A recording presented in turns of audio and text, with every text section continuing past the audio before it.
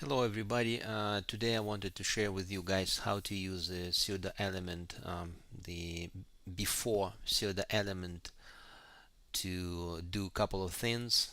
The first one is you can use before pseudo element to insert some text, some short word like short text in front of a list item. And second, you can use this before pseudo element to insert a character glyph. So this is something I'm gonna show you that we're gonna try to accomplish here. Let me see here. So as you can see here, we have like a list of items. This is the ordered list, and then we have a couple of nested unordered lists. And this is, you see the item word with this the underline. So this is where the before pseudo element is used. Okay, so let's see how it's done. So as you can see, we have a very simple markup here, unordered list.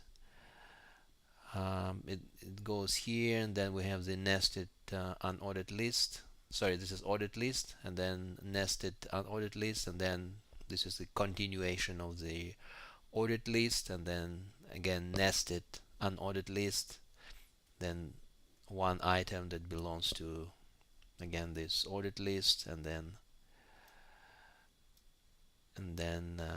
yeah, that's the end of the ordered list. Actually, I forgot to close.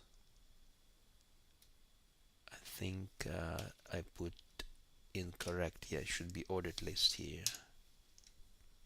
Okay, so let's see what we have. Open with live server. Okay, and this is what we're trying to achieve. Okay, and this is what we're doing now. So this one I'm going to just close. Okay, let's take a look here. Okay, so what we're gonna do here, just very short CSS, very brief. So we already have the markup for lists, and I'm just gonna add some padding just for the sake of to give this list a little bit of breathing, because it's a little bit tight. So we do ol list, and then ul list, and then we can give some padding on a list item. So let's give some padding. I'll just put 0.5 em. Okay, save, and the next one, the before pseudo element. So we can do like this. We put li, and then before, and then we do content,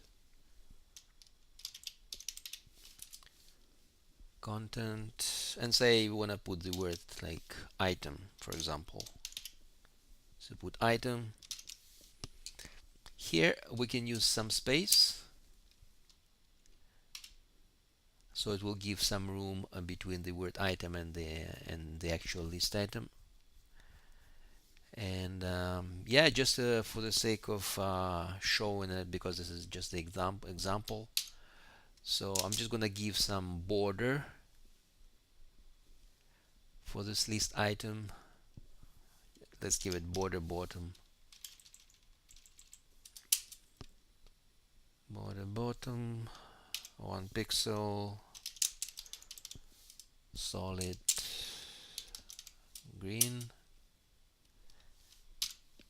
and then let's see what we have. Save it.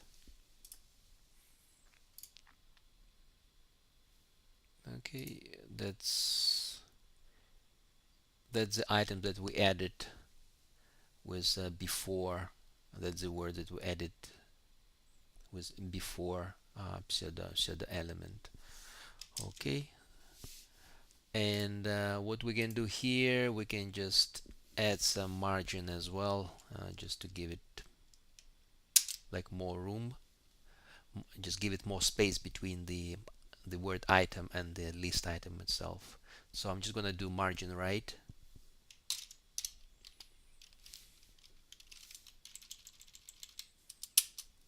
Margin right, say like maybe 0.5 em. So let's see what it does.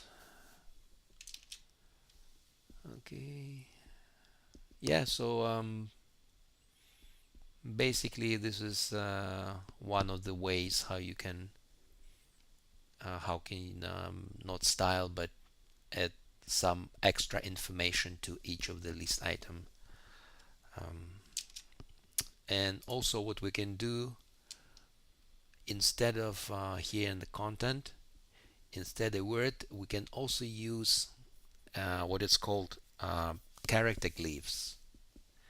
Say if we do like this, for example,